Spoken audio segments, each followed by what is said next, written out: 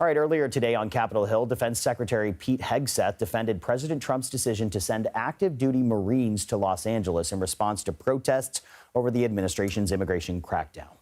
Every American citizen deserves to live in a community that's safe, and ICE agents need to be able to do their job. President Trump believes in law and order, so he has every authority, and he has done mobilizing National Guard or active duty troops under U.S. code to protect federal agents in their job, which is exactly what we're doing, and we're proud to do it. A Pentagon official also told Congress that the cost of deploying federal troops to Los Angeles would be $134 million. Retired Army Lieutenant General Russel Honoré joins me now. Sir, it's so good to be with you. Thank you for coming on. What do you make of the president sending the National Guard and Marines to Los Angeles? And are they trained to deal with a situation like these L.A. protests that we're seeing?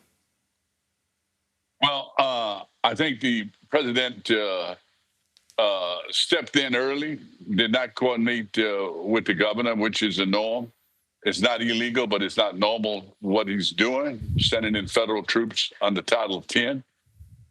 We normally think of the National Guard as a province of the governor to use as needed in disasters or to mobilize them to deal with civil disturbance. And the president moved before the governor thought he needed to exercise that right to mobilize the Guard.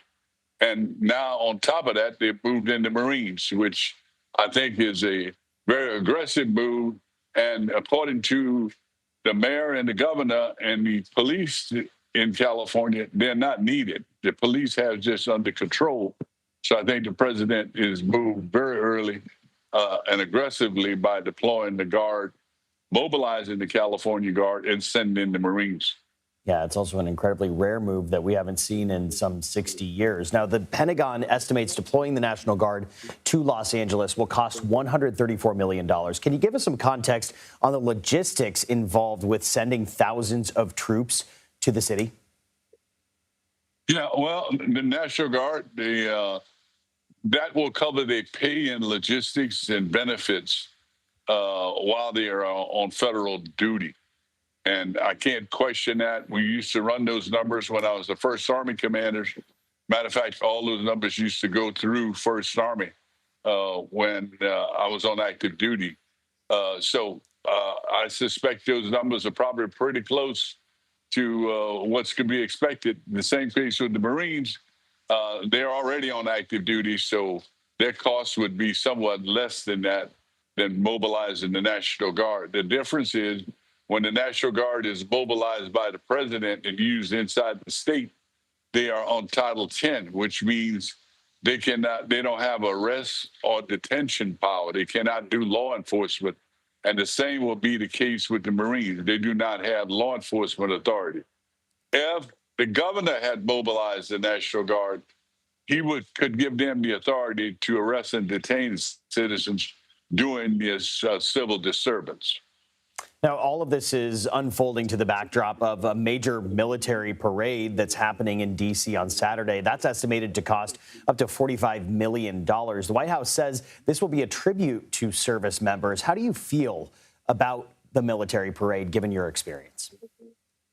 Well, I celebrate my great Army's 250th birthday. And a whole time, 37 years in the Army, we always had something, a cake or a long run, to celebrate our birthday. In this case, the Army decided to do a parade in Washington, D.C. Look, there's two missions soldiers don't like. Number one is to be deployed to do civil disturbance missions inside the United States of America, because that faced them against fellow citizens. They do not like that mission. They love going out and assisting Americans after disaster. They get to show off their stuff and save American lives. But the other mission at the top of the list that soldiers despise and don't like is doing a damn parade, because that means they got to march in this parade. And it takes repetitive practice. The uniform have to be perfect. Your equipment has to look perfect. Soldiers do not like marching in parades. So they're doing two of them at the encouragement of the president this week, parade on Saturday, and this continuous deployment of National Guard and Marines into California. That's my take on it. So, Yeah, not popular mission with troops. as you mentioned, the military parade, sending troops to Los Angeles, and then you add in the defense secretary cracking down on what he sees as woke aspects of the military. How do you think this will shape how the public views the military?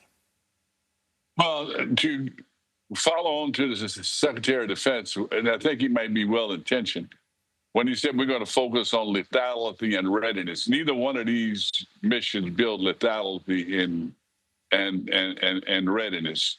The Marines will not be training on beach landings, and the National Guard won't be preparing for the primary mission, which is to be prepared in the infantry unit to close with and or destroy an enemy. So this will have an impact on readiness because they won't be preparing for their primary mission. Retired Lieutenant General Russel Honoré, we thank you for your time and your insight. Happy birthday, Army. God bless America. God bless our troops.